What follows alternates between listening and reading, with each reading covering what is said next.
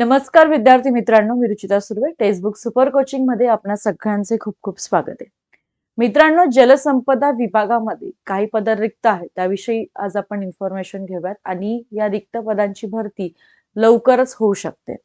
Okay, जलसंपदा विभाग जर आपण घेतला तर याच्यामध्ये गट क जर आपण बघितलं तर गट क ची एकूण 8446 पदे जी आहेत ती भरली जाणार आहेत. त्यानंतर गट ड जर आपण घेतलं तर गट ड ची एकूण पदे किती असतील तर गट ड ची 5605 पदे जी आहेत ती रिक्त आहेत. ठीक आहे, येस. त्यानंतर एकूण जर आपण ही पदं घेतली तर एकूण 14,000 प्लस जागा ज्या आहेत त्या रिक्त आहेत. Okay, yes. तर हे सगळ्यांनी लक्षात घ्यायचंय. जेही विद्यार्थी जलसंपदा साठी प्रिपरेशन करत आहेत तर त्यांनी अभ्यासाला लागणं गरजेचं आहे. ऑथेंटिक सोर्सेस जे असतील ओके ते बघा, व्यवस्थित अभ्यासाला सुरुवात करणं गरजेचं आहे.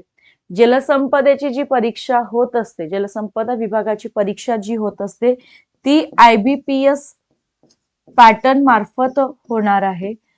त्याच्यामुळे IBPS पॅटर्नची डिफिकल्टी लेवल जी आहे ती TCS पेक्षा थोडीशी कठीण असते असं आपण म्हणू शकतो.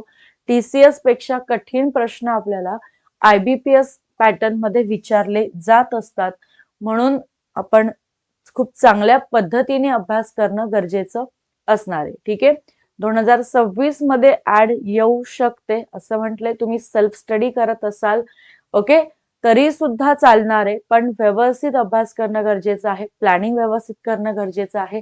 सगळे विषय ओके अगदी व्यवस्थित करून ठेवणं गरजेचं असणार आहे. PYQs बघा सगळ्या विषयांचे कशा पद्धतीने आधी प्रश्न विचारले गेलेले आहेत ओके त्याचाही आढावा घेणं फार गरजेचं आहे. IBPS पॅटर्न म्हटलं की सगळे सब्जेक्ट जर तुम्ही बघितले तर त्याचा सखोल अभ्यास असणं गरजेचं आहे. प्रश्नांचं सखोल विश्लेषण करणं गरजेचं असतंय.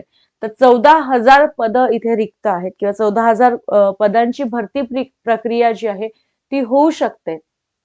त्याच्यामुळे IBPS पॅटर्न नुसार अभ्यास जो आहे तुम्हाला या जलसंपदा विभागाचे जे पद भरले जाणार आहेत किंवा तुम्ही फॉर्म भरणार आहेत त्यासाठी IBPS पॅटर्नचा अभ्यास करायचा आहे. म्हणून आधी जे 2025, 24 मध्ये आणि 23 मध्ये जे काही IBPS ने पेपर घेतलेले आहेत ते पेपर बघा, व्यवस्थित त्याचा डिटेल अभ्यास करा. म्हणजे आता तुम्हाला डायरेक्टली पेपर नाही मिळणार आहेत, ठीक आहे, पण तो जो पॅटर्न आहे त्या पद्धतीचे क्वेश्चन्स करणं गरजेचे. वेगवेगळ्या साइट्स वरती तुम्हाला IBPS चे क्वेश्चन्स मिळतात. ठीक आहे, आपल्या टेक्स्टबुकच्या इथे पण आपल्या प्लॅटफॉर्म वरती पण तुम्हाला IBPS चे क्वेश्चन्स मिळतात.